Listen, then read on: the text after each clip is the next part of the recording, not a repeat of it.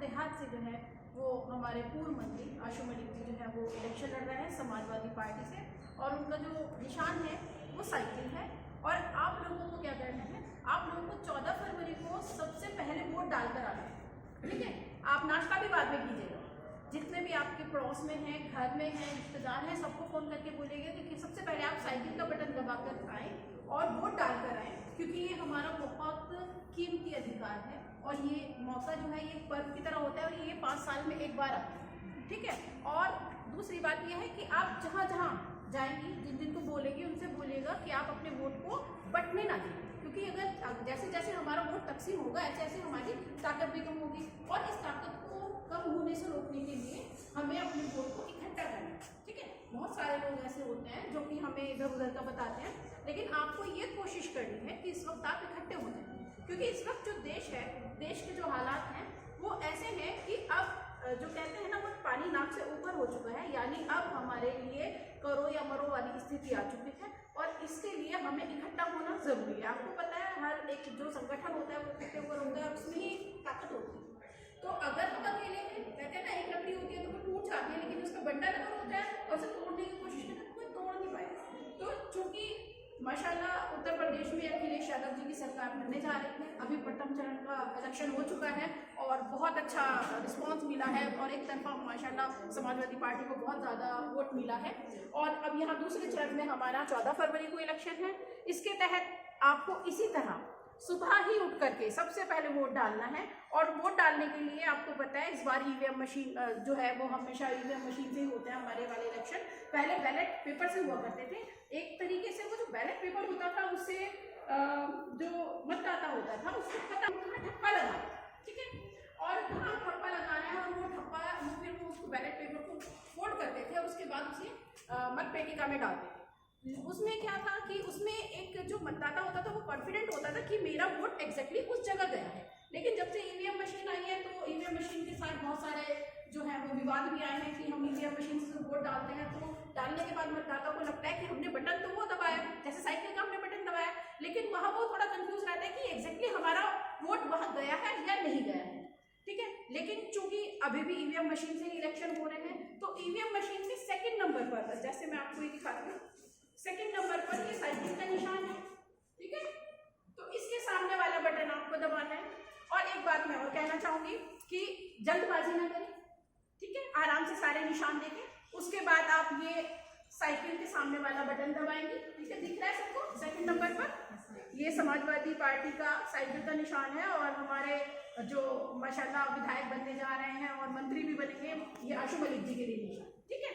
और दूसरी बात ये है कि जिन लोगों की पर्ची नहीं आई है, बहुत लोग होते हैं कि नहीं जाते वोट डालने की, हमारी तो पर्ची नहीं आई है, तो उसके लिए घबराने की जरूरत नहीं है। वहाँ पर बस्ते लगे होते हैं जहाँ पर ये हम लोग का मतदान केंद्र होता है, वहाँ पर आप अपनी पर्ची बनवा सकते हैं। और अगर ऐसा आपको कुछ लगता है कि आपका वोट किसी ने डाल दिया है तो आप जब भी जाएंगे वोट डालने के लिए तो चाहे आप अपना पहचान पत्र ले जाएं और चाहे आप अपना आधार कार्ड ले जाएं और आप अपना वोट का इस्तेमाल कर सकते हैं, बहुत सारे राइट्स हमें मिलेंगे, ठीक है।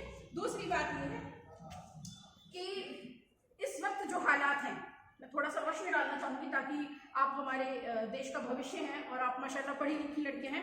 आपको पता है कि एक स्त्री जो होती है, एक औरत जो होती है, और वही एक मतलब कहते हैं एक लड़का पढ़ता है तो वो अकेला पढ़ता है, एक लड़की पढ़ती है तो पूरा खानदान को पढ़ाती है, ठीक है। और एक बच्चे के लिए उसकी माँ ही पहली क्लास होती है, ठीक है। तो जब जब एक कौम पढ़ेगी तो वो तरक्की करेगी, और आज अगर हम कहीं ना कहीं पिछड़ते हैं तो शायद इसकी वजह यह है कि कहीं हमने शिक्षा को लेकर के जागरूकता नहीं दिखाई। लेकिन ये बहुत खुशी की बात है कि जैसे जैसे समाज बदल रहा है, हमारे मुसलमान लोगों में से भी बहुत सारे लोग पढ़ने जा रहे हैं, और ये जो सुविधाएं हमें मिली हैं, ठीक है, उन सुविधाओं को हमें कैसे लेना है, क्योंकि अब यादव जी जब सरकार बनाएंगे और मुख्यमंत्री इंशाल्लाह यहाँ के बनेंगे तभी बहुत सारी सुविधाएं वो हमारे लिए लेकर आ रहे हैं। विकास का रथ जो कहीं रुक गया था 5 साल पहले, अब वो दोबारा से इंशाल्लाह विकास का रथ चलने वाला है। तो आपको ज़्यादा से ज़्यादा कोशिश ये करनी है कि जो बच्चियाँ नहीं पढ़ पा रही हैं, जिनके स्कूल पे एडमिशन नहीं है, या उनके साथ थोड़ा सा ये है कि भाई वो लोग पैसे नहीं है उनके पास फीस देने के लिए, या आपको कॉपी पेंसिल की को ज़रूरत है, तो थोड़ा सा उनको कीजिएगा। पहले तो मोटिवेट करने की ज़रूरत है, जब तक हम उन्हें प्रोत्साहित नहीं करेंगे तो पढ़ाई के लिए सबसे पहले उन्हें कोई कौम, कोई जो समाज होता है वो तरक्की तभी करता है जब वहाँ के लोग तरक्की करते हैं। और किसी भी देश की खुशहाली उसकी जो शैक्षिक वो होता है, उसका स्केल होता है, उससे पता चलता है कि यहाँ कितने ज़्यादा, जैसे केरला हमारा जो है उत्तर पूरे भारत में सबसे ज़्यादा उसका शैक्षिक स्तर ऊंचा रहता है, वहाँ पर सबसे ज़्यादा जो है एजुकेटेड लोग। तो मेरा कहने का मतलब ये है कि माननीय अखिलेश यादव जी जो ला रहे हैं प्लानिंग, तो जो हमारी बहनें 12th पास करेंगी उनको 36,000 रुपये मिलेंगे, लैपटॉप मिलेगा, ठीक है, नौकरियां मिलेंगी। जो हमारी बहनें ऐसी हैं जो शिक्षा मित्र हैं तो उन्हें वो परमानेंट करेंगे। जो संविदा पे इस तरह के काम कर रहे हैं उनको भी परमानेंट किया जाएगा। और जब आप वोट डालने जाएंगी तो वोट डालने से पहले आप लोग हर उस चीज़ को जो 5 साल में हमारे साथ हुआ है उन सब चीज़ों को ध्यान में रखेंगे, ठीक है। अगर हम अपने उन 5 साल को पीछे मुड़कर देखो, हमारा देश या हम या कोई भी समाज तरक्की तब करता है जब उसको अपना इतिहास याद हो, राइट। अगर हम अपना इतिहास भूल जाएंगे तो हमें अपना भविष्य नहीं पता, ठीक है। प्रेजेंट में अभी हम वर्तमान में अगर जो हालात हैं उनको हम समझ नहीं पाएंगे, उनको समझने के लिए हमें पास्ट में जाना होगा। तो आप ये जो 5 साल हमारे साथ गुजरे हैं प्रदेश में, आपको उन चीज़ों पर नजर डालनी होगी। उसके बाद आपको स्वयं फैसला लेना है कि आप, क्योंकि पास्ट पर नजर डालेंगे तब आप अपना फ्यूचर बनाएंगे, तब आप अपने भविष्य को बनाएंगे कि अब हमें किसको देना है, ठीक है। तो समाजवादी पार्टी जो है वो सरकार बनाने जा रही है इंशाल्लाह, और भाजपा को हमें यहाँ से उखाड़ कर फेंकना है। हमें वो हर चीज़ याद रखनी है, वो हर बात याद रखनी है जो जो जुल्म सितम उत्तर प्रदेश में भाजपा की सरकार ने किए हैं। जब कोरोना काल आया, ठीक है, उस कोरोना काल में कितने लोगों ने पलायन किया, मजदूरों ने पलायन किया, पैदल चल के वो कई 100 किलोमीटर एक जगह से दूसरी जगह वो गए हैं, सरकार ने कोई सुविधा नहीं की है। जब ये बच्चे, जब हमारे यहाँ कोरोना काल में बहुत सारे लोग ऐसे मिले तो आपने देखा किस तरह से नदियों में लाशें तैर रही थी, ठीक है। उन्हें जलाने के लिए, उनकी चिता जलाने के लिए भी लोगों ने जो है कोई व्यवस्था नहीं की थी। उसके अलावा जो हमारे पढ़े लिखे, हम लोग के जो पढ़े लिखे नौजवान युवक थे जो रोजगार मांगने के लिए सरकार के पास गए थे, सरकार ने उनके ऊपर लाठियां फटकार करके उनको जेल में डाला, या उनके साथ जो है वो कितना गलत व्यवहार किया गया है आप लोगों को पता है। उनको नौकरी की जगह लाठियां खाने को मिली है। तो ऐसे बहुत सारी चीजें हैं जो जुल्म सितम उन पर हुआ है। और नया जुल्म सितम आप जानती हैं, ये हिजाब का मामला है, ठीक है। तो अब भारत में अगर हमें स्वतंत्र रूप से रहना है तो हमें सांप्रदायिक ताकतों को उखाड़ कर फेंकने का काम करना है। और ये सांप्रदायिक ताकतें कौन उखाड़ कर फेंकेगा? जो धर्मनिरपेक्ष ताकतें हैं, जब वो सत्ता में आएंगी तब सांप्रदायिक ताकतों को उखाड़ कर फेंकने का काम करेंगी, ठीक है। जब भाजपा नहीं आई थी भारत में, नहीं बनी, इसकी सरकार बनी थी, तो भाजपा से पहले कभी भी मुसलमान ने अपने आप को असुरक्षित नहीं महसूस किया था, ठीक है। इसी जगह के हैं, इसी जगह के थे। और ये जो जब से भाजपा की सरकार आई है प्रदेश में और केंद्र में, तब से मुसलमान को कहीं ना कहीं दोयम दर्जे का, और उसको ये एहसास दिलाया जाने लगा कि आप यहाँ नहीं है। हाँ, मैं एक बात मुझे याद आई, मैं बहुत जरूर कहूँगी, हमने बचपन से पढ़ा है, किताबों में भी पढ़ते आ रहे हैं, हम टीवी पे डेली सुनते हैं, न्यूज़ में सुनते हैं, हम आम लोगों की बोलचाल में सुनते हैं। हम भारत को क्या कहते हैं, क्या कहते हैं आम बोलचाल में? मैं बताती हूँ। हिंदुस्तान। हम आम बोलचाल में अपने भारत को अपने आप ही हिंदुस्तान बोलते हैं। हिंदुस्तान कोई संवैधानिक शब्द नहीं है। हिंदुस्तान तो कोई जगह है ही नहीं, मैं आपको बता रही हूँ। हिंदुस्तान कुछ नहीं है, हिंदुस्तान ना संवैधानिक कोई शब्द है, भारत है ये। क्या है ये? भारत। हमारी कॉन्स्टिट्यूशन लैंग्वेज में सबसे ऊपर लिखा हुआ है भारत, दैट इज इंडिया, ठीक है। इसको 2 नाम से जाना जाता है, भारत और इंडिया। तो जब हम हिंदुस्तान बोलते हैं, हिंदुस्तान, इसका मतलब यह है कि हम अपने आप को स्वयं उस देश से अलग मान लेते हैं कि ये तो हिंदुओं का स्थान है। खुद ही तो कह रहे हैं, जबकि ये तो हमारा देश है। तो सबसे ये बारीक सी एक लाइन है जो इंसान बोलने से पहले सोचता नहीं है। और चूंकि हम बोलते आ रहे हैं, हम हैबिचुअल हो गए, हमें आदत हो गई इस चीज की, तो इसलिए हम हिंदुस्तानी बोलते हैं, राइट। तो ये जरूरी है कि आप सबसे पहले जो हिंदुस्तान अल्फाज का इस्तेमाल करते हैं तो वो हिंदुस्तान अल्फाज का इस्तेमाल करें, ठीक है। आप भारत बोलें, जब आप भारत बोलेंगे, आप भारत बोलो, देखो बोलो, जब हम भारत बोलते हैं तो कितना जोश आता है, अंदर से एक आवाज निकलती है। लेकिन जब हम हिंदुस्तान बोलते हैं तो कैसा लगता है कि हम अपने आप ही हिंदू और मुस्लिम में शायद कहीं ना कहीं हम अपने आप को दोयम दर्जे का देश से ये हिंदुओं का स्थान नहीं है, ये सबका है, ये धर्मनिरपेक्ष राज्य है। यहाँ के कॉन्स्टिट्यूशन ने सबको बराबर समानता का अधिकार दिया है। और आज जो भारत में चल रहा है वो हमारे मौलिक अधिकारों पर मतलब खतरा मंडरा रहा है। ये जो हमारा हिजाब का अधिकार है, ये हमारा निजता का अधिकार है, ये हमारे मौलिक अधिकार है जिनका जो है वो हनन किया जा रहा है।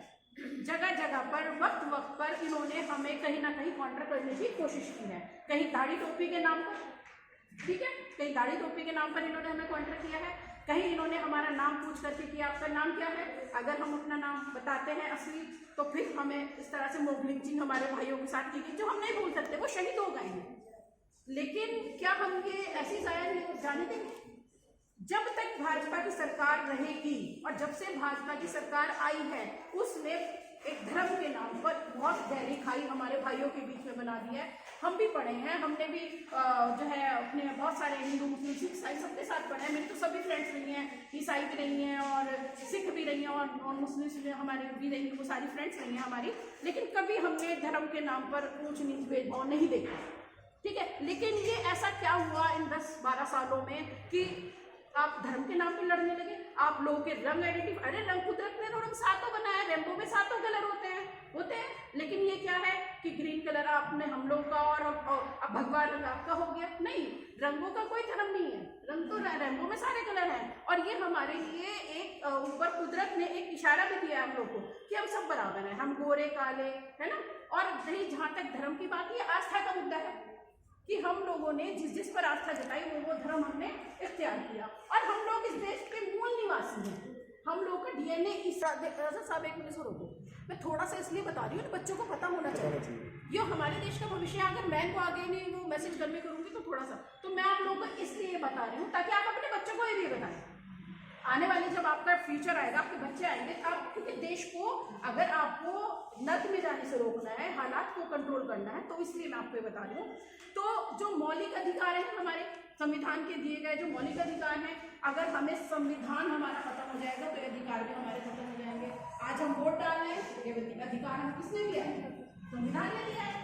तो अगर आप ये चाहते हैं कि उत्तर प्रदेश में खुशहाली आए, अगर आप ये चाहते हैं कि संविधान हमारा सुरक्षित रहे, अगर आप ये चाहते हैं हमारे अधिकार सुरक्षित रहे, और अगर आप ये चाहते हैं हम खुलकर सांस ले सकें, हम आज़ादी की हवा में जैसे हम पहले आज़ाद थे इसी तरह आज़ादी की हवा में हम सांस ले सके, हमारा भविष्य सिक्योर हो, हमारे जो बाप भाई हैं जब वो सड़कों पर निकले तो उसी तरह निकले जैसे पहले निकला करते थे, बिना डर खौफ के। और अगर आप ये चाहती हैं कि जब आप पढ़ें और आपको पूरी मतलब जब आप नौकरी करें तो आपको व्यापार मिले, रोजगार मिले, ठीक है, आप खाली पढ़ करके घर में न रह जाएं, आपके लिए रोजगार के अवसर प्राप्त हो। क्योंकि जब जब नौजवान पढ़ेगा लिखेगा तो वो रोजगार मांगेगा। लेकिन भाजपा सरकार ने क्या किया है? भाजपा सरकार ने देश में सब कुछ बेच डाला। अब जब सब कुछ प्राइवेट हो गया, क्योंकि सरकारी तो धीरे धीरे खत्म होता जा रहा है, तो नौकरियां भी खत्म होती जा रही है, ठीक है।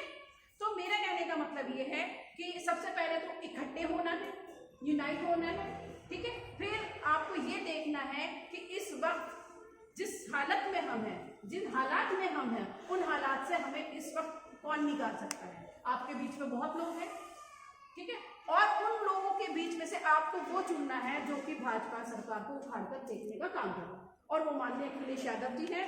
और अखिलेश यादव जी मुख्यमंत्री तभी बनाएंगे जब समाजवादी के बहुत ज्यादा विधायक बहुमत से जाएंगे विधानसभा में, और विधानसभा में वो तब जाएंगे जब हम उन्हें रिकॉर्ड मतों से जिताएंगे, ठीक है। तो उन्हें जिताने के लिए हमें समाजवादी पार्टी का समर्थन करना है। समाजवादी पार्टी का जो निशान है साइकिल, ये तो भूलने वाला नहीं है, हर वक्त की उसकी चीज होती है, उस साइकिल के निशान को हमें याद रखना है। हमारे जो बड़े हैं, बुजुर्ग हैं, नौजवान हैं, हमारे भाई हैं, जो हमारे रिश्तेदार हैं, जो उन सबको ये बोलना है, या रात को भी याद करके सबको फोन करके बताना है, सुबह सबसे पहले आप वोट डाल के आए, 12 बजे तक सब वोट डाला वोट, ठीक है, लाइन में लग। और अगर थोड़ा लेट भी होता है तो लाइन में जाकर लग जाओ, समय समाप्त होने से पहले, चाहे रात के 11-12 बज जाए, तब तक आप वोट डालो, ठीक है। और आपका वोट जो है आपका अधिकार है, ये 5 साल में एक बार आता है, इसको बिल्कुल हल्के में नहीं लेना है। आप लोग आपको बिल्कुल हल्के में नहीं लेना है इस वोट को। इस वोट का आपको इस्तेमाल करना है,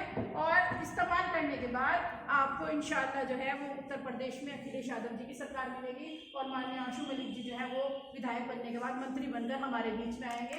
इन्हीं बातों मैं कहना चाहूँगी। इस तरह का ये कुछ परफॉर्मा हमारा रहेगा ईवीएम मशीन में, दिख रहा है। दिख रहा है। और ये सेकंड नंबर पर आशु मलिक जी हैं और ये साइकिल का निशान है। बहुत अच्छे से आपको ध्यान से डालना है, जल्दबाजी बिल्कुल नहीं करनी है, ठीक है। और सुबह सुबह सबसे पहले, नाश्ता के बाद में, ठीक है। थोड़ा सा एक फोकस आप करो। हाँ बिल्कुल।